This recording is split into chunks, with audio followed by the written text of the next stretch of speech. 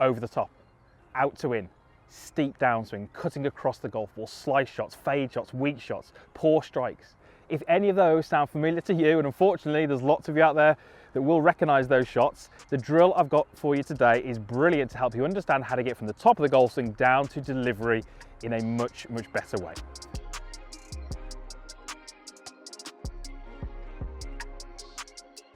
So this little device here is going to help us understand the downswing a little bit better and fix some of those problems that are causing those shots that we mentioned right at the start of the video. Now, just before we get started, just before I run you through this drill, I just want to make you aware of my brand new website which launched last year, chrisryangolf.com. There's a link up in the corner, there's a link in the description box. There's training courses over there which can really help you improve your game. They're different to the YouTube videos because they're more longer form. They're a more systematic way of you getting from where you are now to where you want to be.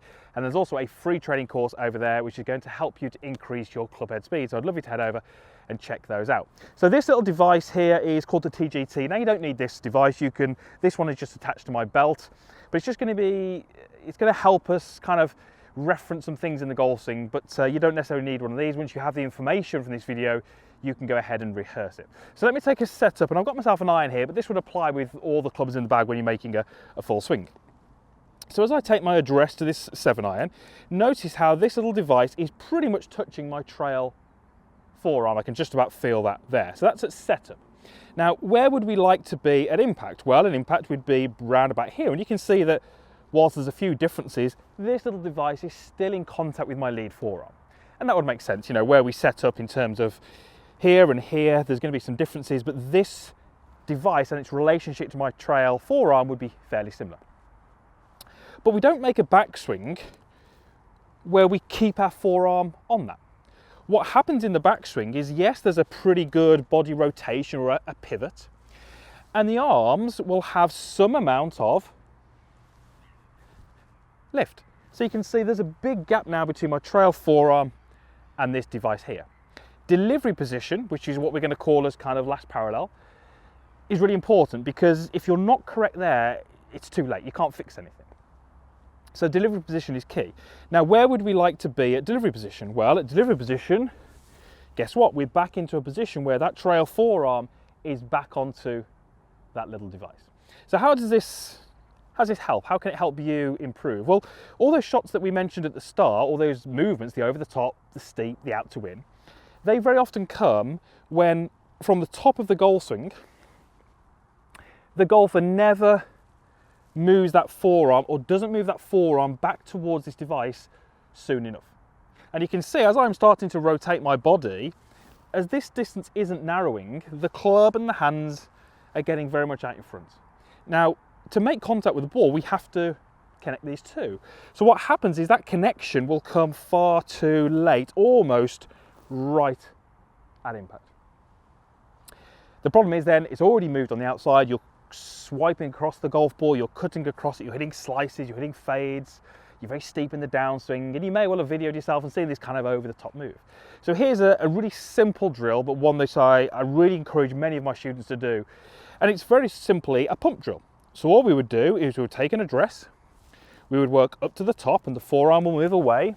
But as we make our downswing, we feel like we're connecting the two much sooner. Notice how almost from the top, my main focus, if I move my lead arm out the way, is as I rotate, is to move the forearm down to that device.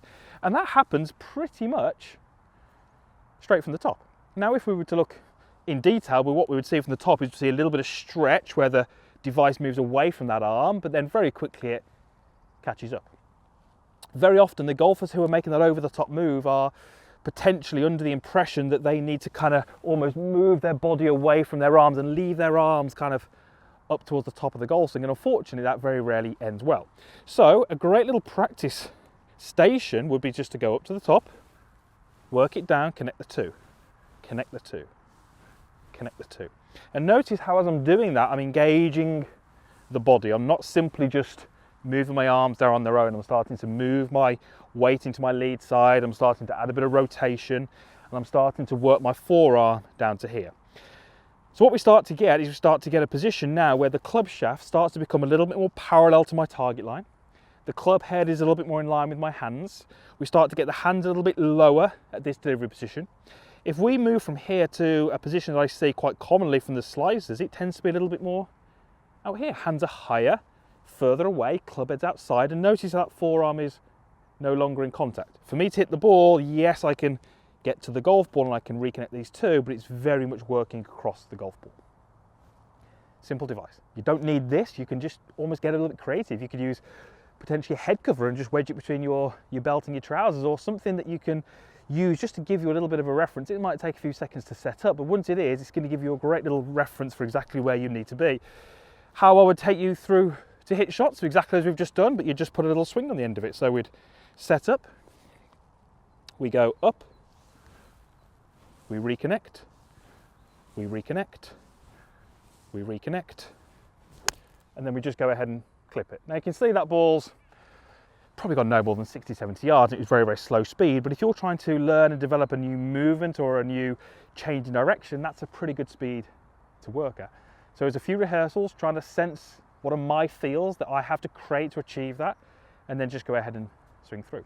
But this, I love this device. Really, really helpful for just understanding how we move from the top of the golf swing, because unfortunately it's something that so many get wrong. So hopefully that really helps you if you're struggling with those shots that we mentioned at the start. I really think that drill can help you.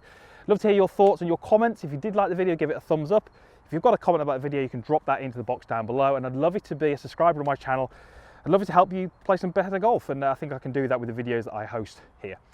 Thanks for watching. Usual stuff is down below, as we already said, so hopefully we'll see you back here again soon for a future video. Thanks for watching.